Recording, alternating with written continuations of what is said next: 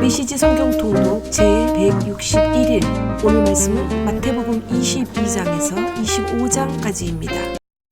22장 결혼잔치 이야기. 예수께서 이야기를 더 돌려주시면서 대답하셨다. 하나님 나라는 자기 아들을 위해 결혼잔치를 베푼 어떤 왕과 같다. 왕은 종들을 보내 초대받은 손님들을 모두 부르게 했다. 그런데 손님들이 오려고 하지 않았다. 왕은 다시 종들을 보내며 손님들에게 이렇게 말하라고 지시했다. 식탁에 진수성찬을 차려놓았으니 오셔서 드시기만 하면 됩니다. 잔치에 오십시오. 그러나 사람들은 무시하고 가버렸다. 한 사람은 밭에 김 매러 갔고 또 다른 사람은 가게에 일하러 갔다. 딱히 할 일도 없었던 나머지는 그 심부름꾼들을 두들겨 패서 죽였다. 왕은 경노하여 군인들을 보내어 그 살인자들을 죽이고 도시를 쓸어버렸다. 그러고 나서 왕이 종들에게 말했다. 결혼잔치는 다 준비되었는데 손님이 없구나. 내가 초대했던 사람들은 자격이 없다. 시내에서 가장 번잡한 거리로 나가 아무나 만나는 대로 잔치에 초대하여라. 종들은 거리로 나가 착한 사람 못된 사람 할 것 없이 아무나 보이는 대로 사람들을 모아왔다. 드디어 자리가 다 차서 잔치가 시작되었다. 왕이 들어와 장례를 둘러보니 예복을 입지 않은 사람이 눈에 띄었다.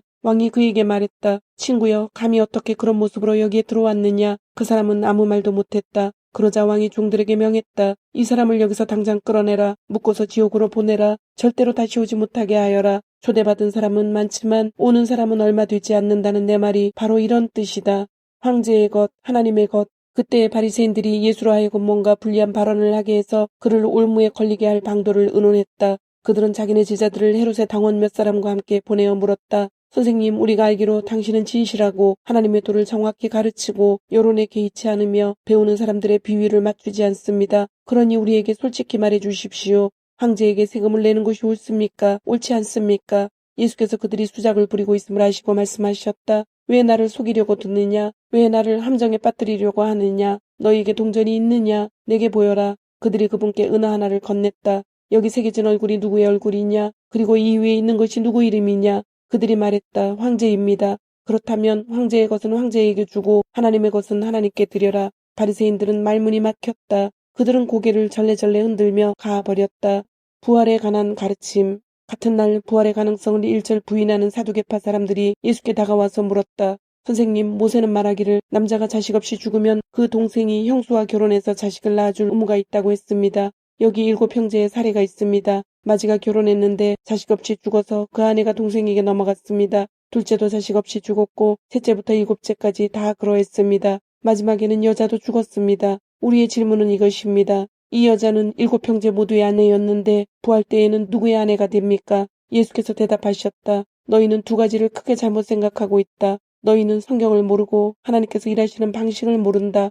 부활 때에는 결혼할 일이 없다. 그때 사람들은 천사들처럼 되어서 하나님과 최고의 기쁨과 친밀감을 나눌 것이다. 그리고 죽은 사람의 부활 여부를 둘러싼 너희 추측에 관한 것인데 너희는 성경도 읽지 않느냐? 하나님께서는 분명히 현재 시제로 나는 아브라함의 하나님, 이삭의 하나님, 야곱의 하나님이다 라고 말씀하셨다. 이었다라고 말씀하지 않으셨다. 살아계신 하나님은 자신을 죽은 자의 하나님이 아니라 산 자의 하나님으로 정의하신다. 이 대화를 듣던 무리가 깊은 감동을 받았다. 가장 중요한 계명. 예수께서 사두개인들을 압도하셨다는 말을 들은 바리새인들이 힘을 모아 공격에 나섰다. 그 중에 한 종교학자가 대표로 나서서 그분을 무안하게 할 만하다고 여긴 질문을 던졌다. 선생님, 하나님의 율법에서 어느 계명이 가장 중요합니까? 예수께서 말씀하셨다. 내 열정과 간구와 지성을 다해 주 너의 하나님을 사랑하라. 이것이 가장 중요하고 으뜸 가는 계명이다. 그리고 그 옆에 나란히 두어야 할 두 번째 계명이 있다. 내 자신을 사랑하는 것 같이 다른 사람을 사랑하라. 이 두 계명은 쐐기목과 같다. 하나님의 율법과 예언서의 모든 것이 이 두 계명에 달려있다. 그리스도가 다윗의 자손인가? 바리새인들이 다시 모이자 이번에는 예수께서 시험하는 질문으로 그들의 허를 찌르셨다. 너희는 그리스도를 어떻게 생각하느냐? 그가 누구의 자손이냐? 그들이 다윗의 자손입니다 하고 말했다. 예수께서 대받으셨다. 그리스도가 다윗의 자손이라면 다윗이 영감을 받아서 그리스도를 자신의 주님이라고 부른 사실을 너희는 어떻게 설명하겠느냐? 하나님께서 내 주님께 말씀하셨다. 내가 네 원수들을 내 발판으로 삼을 때까지 너는 여기 내 오른편에 앉아 있어라. 다윗이 그를 주님이라고 부르는데 그가 어떻게 동시에 다윗의 자손이 될 수 있겠느냐? 문자주의자인 그들은 거기서 막혔다. 그들은 남들이 보는 변론에서 또다시 체면을 잃기 싫어 아예 질문하는 것을 그만두었다. 23장 종교의 패션쇼. 이제 예수께서 제자들과 그 곁에 함께 모인 무리를 보시며 말씀하셨다. 종교학자와 바리새인들은 하나님의 율법에 관해서라면 유능한 교사들이다. 모세에 관한 그들의 가르침을 따른다면 너희는 잘못될 일이 없을 것이다. 그러나 그들을 따르는 것은 조심하여라. 그들이 말은 잘하지만 그 말대로 살지는 않는다. 그들은 그것을 마음에 새겨 행동으로 옮기지 않는다. 모두 겉만 번지르르한 가식이다. 그들은 하나님의 율법을 하나님의 자취상에서 먹고 마시는 양식과 음료로 제시하지 않고 규칙다발로 묶어서는 마치 말이나 소에게 하듯 너희에게 잔뜩 짐을 지운다. 그들은 너희가 그 짐을 지고 비틀거리는 모습을 보면서 즐거워하는 것 같고 손가락 하나라도 까딱하여 도와줄 생각은 하지 않는다. 그들의 삶은 끝없는 패션쇼다. 오늘은 수놓은 기도쇼를 두르고 내일은 현란한 기도를 올린다. 그들은 교회 식사 때 상석에 앉고 가장 중요한 자리를 차지하며 사람들이 지켜세우는 말에 우쭐하면서 명리하기를 받고 박사님과 목사님으로 불리기를 좋아한다. 너희는 사람들에게 그런 대접을 받지 않도록 하여라. 사람들이 너희를 우러러보지 말게 하여라. 너희 모두에게 스승은 한 분이시며 너희는 다 동급생이다. 사람들을 너희 삶의 전문가로 여긴 나머지 그들이 시키는 대로 하지 마라. 그 권위는 하나님의 몫으로 남겨두고 그분이 명하시는 대로 하여라. 어느 누구도 아버지로 불려서는 안 된다. 너희 아버지는 오직 한 분이시며 그분은 하늘에 계신다. 또 사람들의 술책에 넘어가 그들의 지도자가 되지 마라. 너희에게나 그들에게나 인생의 스승은 오직 한 분, 그리스도뿐이시다. 돋보이고 싶으냐? 그러면 내려서서 종이 되어라. 목에 너무 힘을 주면 결국 숨이 턱에 차서 쓰러지고 만다. 그러나 너희가 너희 있는 모습 그대로를 기꺼이 인정하면 너희 삶은 더욱 가치 있게 될 것이다. 사기꾼들아, 나는 이제 너희라면 지긋지긋하다. 너희 종교학자들아, 바리새인들아, 사기꾼들아, 너희는 도무지 구제불능이구나. 너희 삶은 하나님 나라의 길을 막는 장애물이다. 너희도 들어가지 않으면서 다른 누구도 들어가지 못하게 하는구나. 너희 종교학자들아, 바리새인들아, 사기꾼들아, 너희는 도무지 구제불능이구나. 너희는 회심자 하나를 얻으려고 세상을 반바퀴나 돌다가 일단 얻으면 그를 너희 복제품으로 만들어서 갑절로 저주받게 하는구나. 너희는 도무지 구제불능이구나. 얼마나 교만하고 미련하냐. 너희는 새끼손가락 걸고 약속하면 아무것도 아니지만 성경책에 손을 얹고 맹세하면 중요하다고 말한다. 이 무슨 무식한 소리냐. 성경책 가죽이 내 손의 살가죽보다 더 중요하단 말이냐. 또 악수하면서 약속하면 아무것도 아니지만 하나님을 증인 삼아 손을 들면 중요하다는 말 같지도 않은 말은 어떠냐.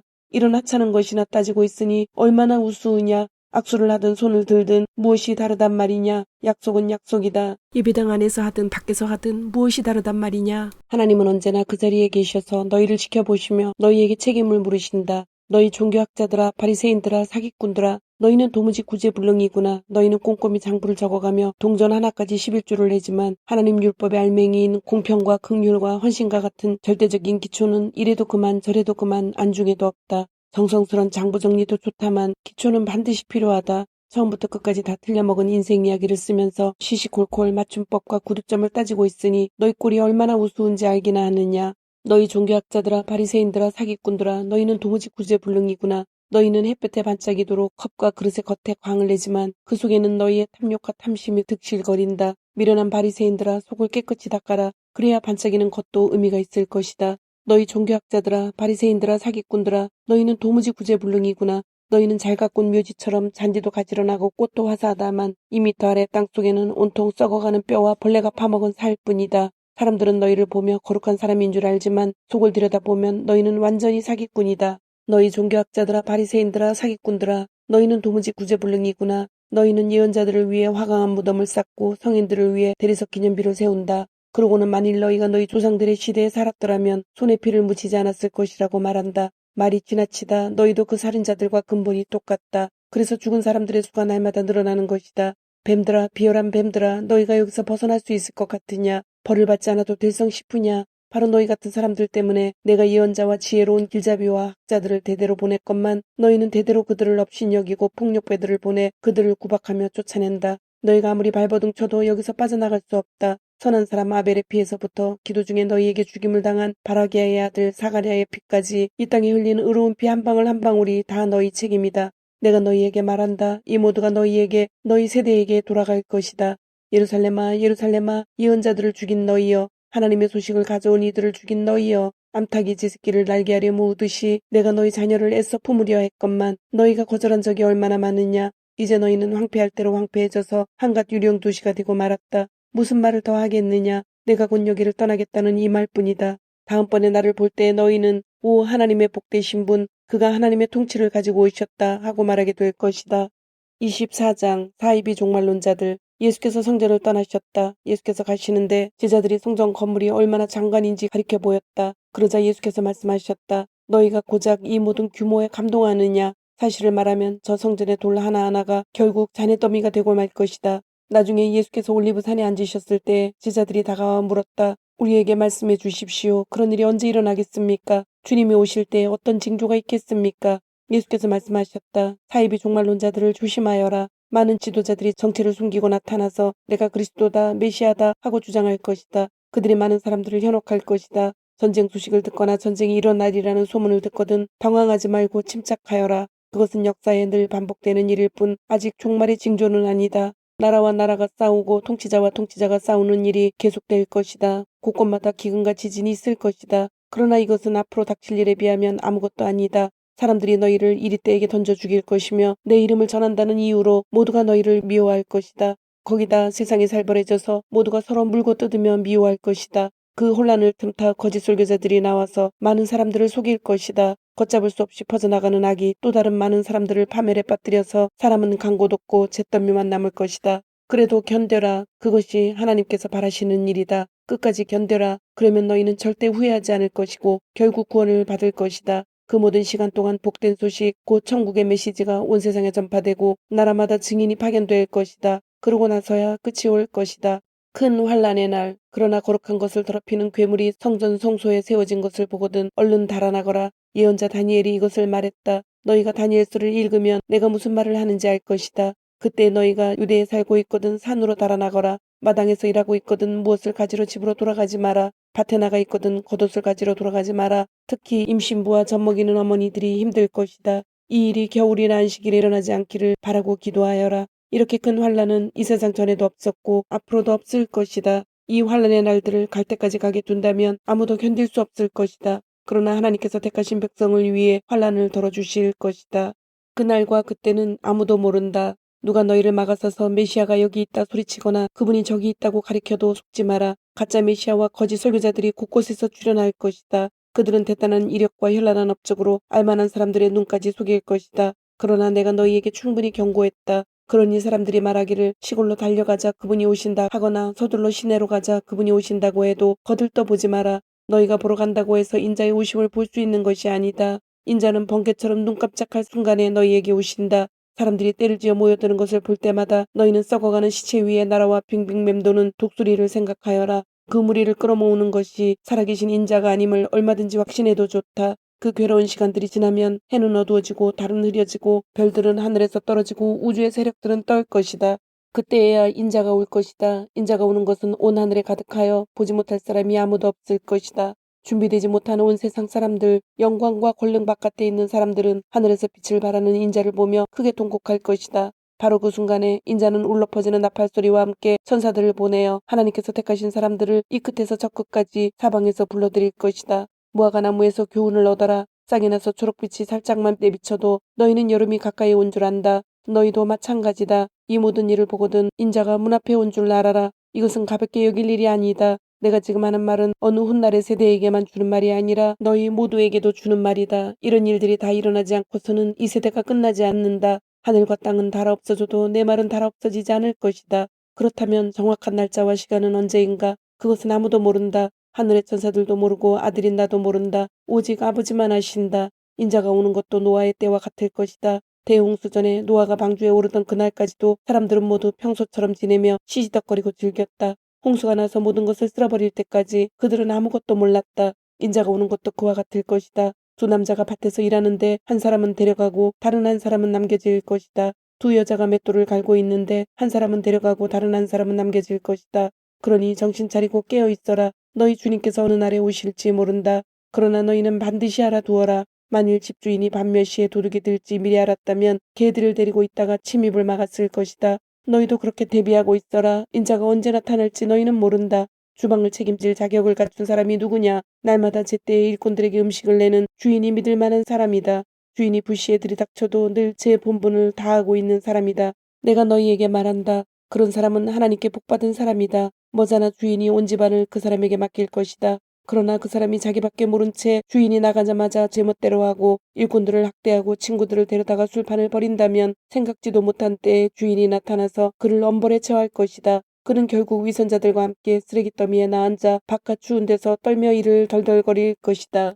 25장 열처녀 이야기. 하나님 나라는 등잔을 들고 신랑을 맞으러 나간 열처녀와 같다. 다섯은 미련하고 다섯은 똑똑했다. 미련한 처녀들은 여분의 기름 없이 등잔만 가져갔다. 똑똑한 처녀들은 등잔에 넣을 기름을 병에 담아 가져갔다. 예정된 시간에 신랑이 오지 않자 그들은 모두 잠이 들었다. 한밤중에 누군가 소리쳤다. 그가 왔다. 신랑이 왔다. 나가서 그를 맞아라. 열처녀는 일어나 등잔을 준비했다. 미련한 처녀들이 똑똑한 처녀들에게 말했다. 우리 등잔이 꺼지려고 하니 기름을 좀 빌려다오. 똑똑한 처녀들이 대답했다. 다 같이 쓰기에는 부족할 것 같으니 가서 사거라. 미련한 처녀들이 기름을 사러 나갔다. 그런데 그 사이에 신랑이 온 것이다. 신랑을 맞으려고 그곳에 있던 사람들은 모두 결혼잔치에 들어갔고 문이 잠겼다. 한참 후에 미련한 처녀들이 와서 문을 두드리며 말했다. 주님, 우리가 왔습니다. 들여보내 주십시오. 그가 대답했다. 너희가 나를 아느냐? 나는 너희를 모른다. 그러니 깨어 있어라. 그가 언제 올지 모른다. 투자금 이야기. 천국은 또 장시간 여행을 떠나는 어떤 사람과 같다. 그는 종들을 한데 불러서 책임을 맡겼다. 그는 각자의 능력에 따라 한 종에게는 5천만 원을, 다른 종에게는 2천만 원을, 세 번째 종에게는 1천만 원을 주고 떠났다. 첫 번째 종은 즉시 가서 일하여 주인의 투자금을 2배로 늘렸다. 두 번째 종도 똑같이 했다. 그러나 1천만 원을 받은 종은 구덩이를 파고 그 속에 주인의 돈을 잘 묻어두었다. 오래 자리를 비운 끝에 새 종의 주인이 돌아와서 그들과 결산을 했다. 5천만 원을 받은 종은 투자금을 어떻게 2배로 늘렸는지 주인에게 설명했다. 주인이 그를 칭찬했다. 수고했다. 일을 잘했구나. 지금부터 내 동업자가 되어라. 2천만 원을 받은 종도 주인의 투자금을 어떻게 2배로 늘렸는지 설명했다. 주인이 그를 칭찬했다. 수고했다. 일을 잘했구나. 지금부터 내 동업자가 되어라.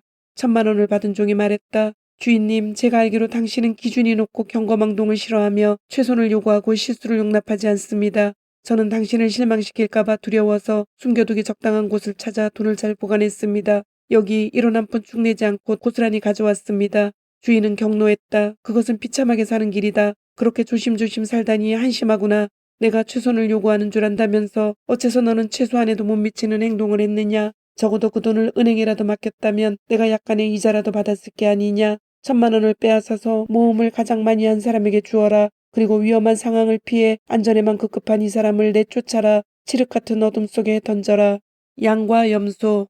인자가 마침내 아름다운 광채를 바라며 모든 천사들과 함께 올 때 그는 자기 영광의 보좌에 앉을 것이다.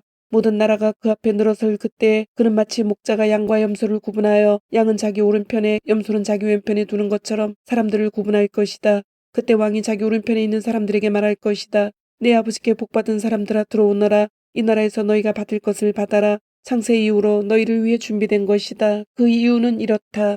내가 배고플 때 너희가 내게 먹을 것을 주었고 내가 목마를 때 너희가 내게 마실 것을 주었고 내가 집이 없을 때 너희가 내게 방을 내주었고 내가 떨고 있을 때 너희가 내게 옷을 주었고 내가 병들었을 때 너희가 내게 문병을 왔고 내가 감옥에 갇혔을 때 너희가 내게 면회를 왔다. 그러면 그 양들이 말할 것이다. 주님, 무슨 말씀이십니까? 언제 우리가 주님이 배고프신 것을 보고 먹을 것을 드렸고 목마르신 것을 보고 마실 것을 드렸습니까? 언제 우리가 주님이 아프시거나 감옥에 갇히신 것을 보고 가비었습니까? 그러면 왕이 말할 것이다. 내가 중대한 진리를 말한다. 너희가 무시당하거나 남이 알아주지 않는 사람한테 그런 일 하나라도 하면 너희는 바로 나한테 한 것이다. 이어서 왕이 자기 왼편에 있는 염소들을 보고 말할 것이다. 이 무익한 염소들아, 나가거라. 너희는 지옥불 말고는 아무짝에도 쓸모가 없다. 그 이유를 묻는다면 이렇다. 내가 배고플 때 너희가 내게 먹을 것을 주지 않았고 내가 목마를 때 너희가 내게 마실 것을 주지 않았고 내가 집이 없을 때 너희가 내게 잠자리를 내주지 않았고 내가 떨고 있을 때 너희가 내게 옷을 주지 않았고 내가 병들고 감옥에 갇혔을 때 너희가 내게 와보지 않았다.